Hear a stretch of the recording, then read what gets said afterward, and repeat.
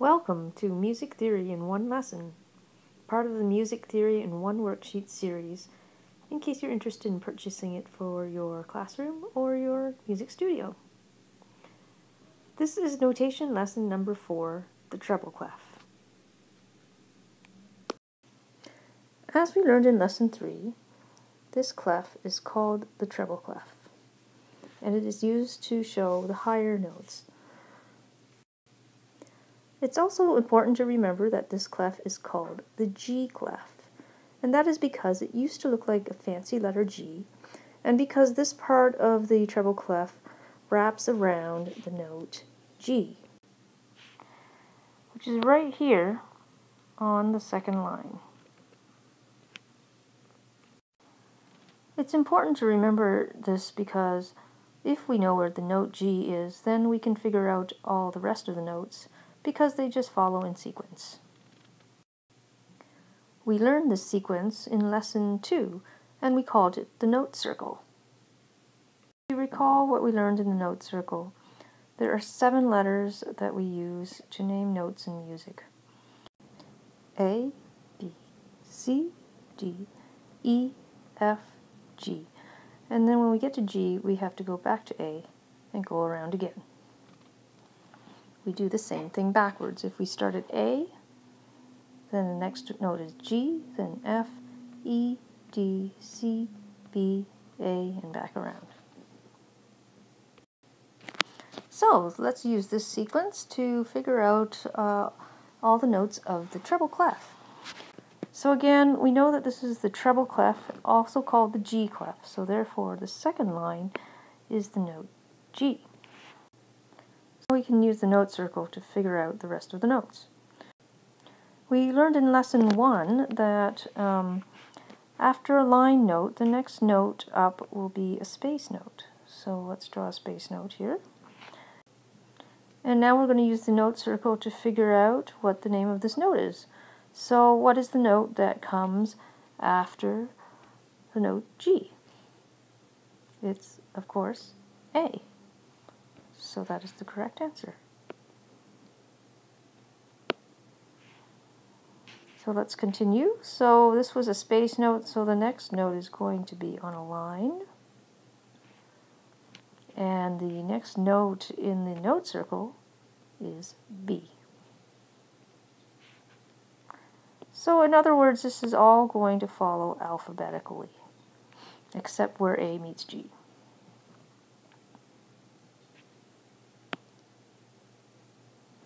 So this next note is going to be C, then a D, E, F, and G.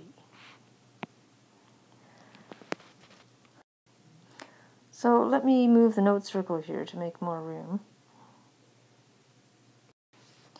So now we've reached the top of the staff, and we have no more lines to work with. So this is where something called ledger lines come in, and these are extra lines you use to extend the top or the bottom of the staff.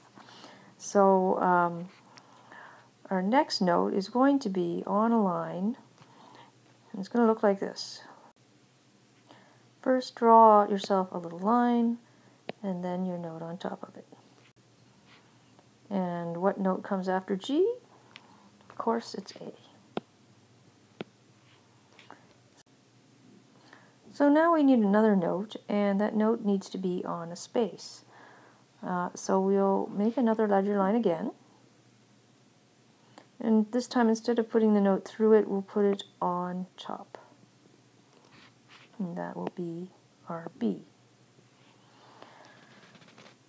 Our next note, again, needs to be on a line, and this time we need 2 ledger lines. So we'll draw 2 ledger lines and put the note through it. That's a note C.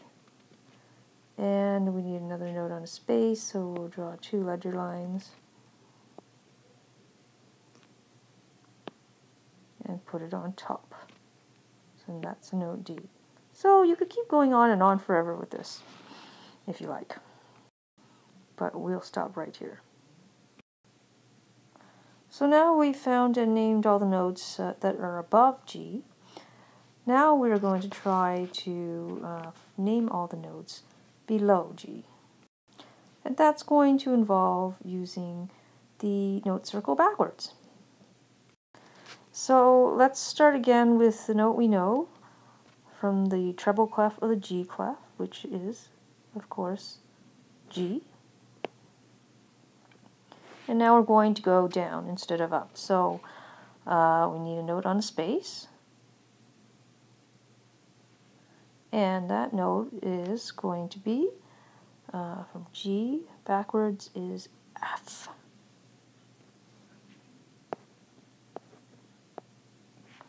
Now we're going to go down to the next line. And that backwards from F is going to be E. The next note is going to be on the space below the staff, and back from E will be D. Now again, we have the problem of running out of lines. And of course we can use the ledger lines, this time below the staff. So for our next note, which is going to be on a line, we're going to draw a little ledger line and put the note right through it. And that's going to be our note C. The next note is going to be on a space. We'll draw our line and put our note under it, and that will be the note B. And next we're going to need two ledger lines, so we'll draw two short lines here, draw a note through it, and that's the note A. As we go backwards in the note circle, and again we need a space note, two ledger lines below, so we'll draw it underneath, and that is the note G. And again, we could go on and on forever if we wanted to, but that's not practical. But we'll just stop right here, so I think you get the idea. So something I want to point out that I often see students do when they're learning to write notes on ledger lines is drawing the note on the wrong side of the ledger line. For instance, if we need a note up here in a space, sometimes what students will do is draw the note in between the ledger line and the staff, which of course is no good because that doesn't change the note at all, because you can keep drawing ledger lines above it and the note will still be in the same spot. So what you need to do is make sure that your note is always drawn away from all the staff lines, or other words, on the outside, and not in between. And if we try that on the bottom here, sometimes students will draw two ledger lines and put the note in between them, and of course that's wrong. You want to make sure your note does not get stuck in between ledger lines, that it's on the outside. Okay? Another special thing that I want to mention is this note right here, and that is the note middle C.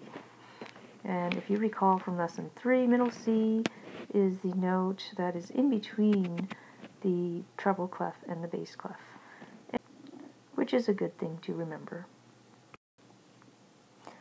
So that's a lot of notes to memorize, and if you don't want to be counting all your notes all the time to figure out what the name of the note is, you can use this shortcut. First of all, to memorize all the lines of the treble clef, you can use this mnemonic. Every good boy deserves fudge. And for the spaces, they just happen to spell face. So this is a really easy way to memorize the names of the notes on the lines and spaces in the staff. And if you need to know the notes above or below the staff, you can just use the note circle to count your way up or down. Lastly, let's learn how to draw a treble clef, because it looks like a pretty complicated thing, but really it's not. So what you want to do is start with a letter J that starts just a little bit above the staff, and then go back to the top and cross at the second line from the top there, and go around and around the G line. And there you have it, a nice treble clef. So let's try that again. Just start a little bit above the staff, make a letter J, go back to the top, cross at the second line there, and down to the bottom and around. And if you get really good at it, you can just do the whole thing in one stroke. Like, start at the bottom, go to the top, cross, and curl. So it might take you quite a few tries before your treble clef starts looking decent, but it's lots of fun, so have fun trying. So that was the treble clef in one lesson. And if you think you need some practice, you can follow along with me on notation lesson 4A, and we can do some exercises together. Otherwise, if you're feeling pretty confident, why don't you skip on to the next lesson, the bass clef, which is notation lesson number 5. And remember that this is part of the Music Theory in One Worksheet series if you wish to purchase that for your classroom or your music studio. Thanks a lot.